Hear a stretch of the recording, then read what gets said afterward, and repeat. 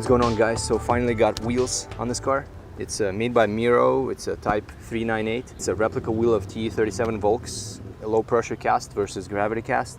So essentially that means stronger wheel and lighter. It came out to like 21 pounds compared to Volks, which are about 18, 19 pounds depending on the width.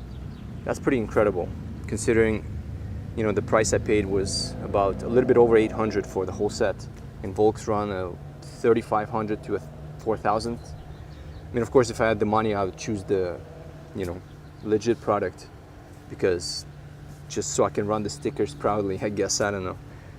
But on a budget, really can't beat the deal. I wanted wheels so badly. There's no way I can spend, you know, over $3,000 on wheels. No thanks.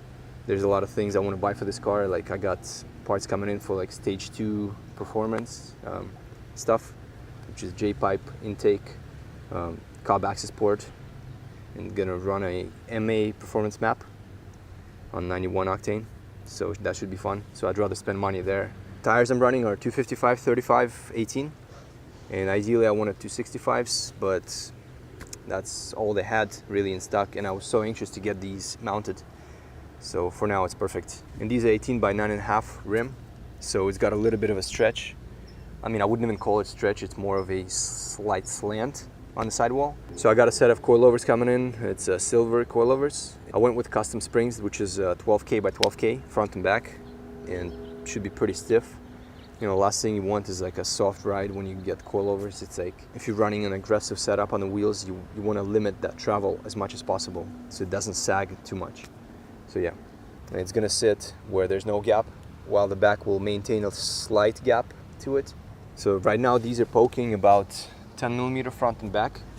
So the tires I'm running are made by Continental, or they're like a side brand of Continental, I'm not sure, but they're called Bravuris, Barum, something like that. Anyway, it doesn't even matter, I don't want to know. Just the only thing they had in stock really for the price. I think like $430 mounted and balanced with tires included. That's pretty amazing. Anything else you'd be paying about 800 bucks. You know, I think the best way is to just find something good on eBay and go to Discount Tire or something where they have good balancing machines and just get them mounted there. If you want to get your wheels properly balanced, you have to go to a place where they use these machines called Road Force, and that's the only machine really that can balance it at high speed. You know, like a cheap tire shop doesn't have it, and you're just going to balance your wheel up to a certain speed. But then on the freeway you might get a little wobble on the steering wheel. Well, that's why, is because the machine just, you know, has to spin it at that speed in order to tell where it's not balanced properly. So the labor at Discount Tire is around 80 to 100. So yeah, on to the video. I'll show you guys all around. I hope you like it, but once again, keep in mind the car will change looks wise once it's lowered, you know. And not running center caps because the ones that came with it are so ugly. Hardly ever see these wheels running center caps ever. So they just look better without them. That's it for showing the wheels, and you know, thanks for watching. 50 to 100 miles, you got to tighten up the lug nuts or retighten them. So yeah, let's do it. So when the zero hits around 90, which is here, that's your spec for this car. This is a 19 millimeter if you're using stock lug nuts.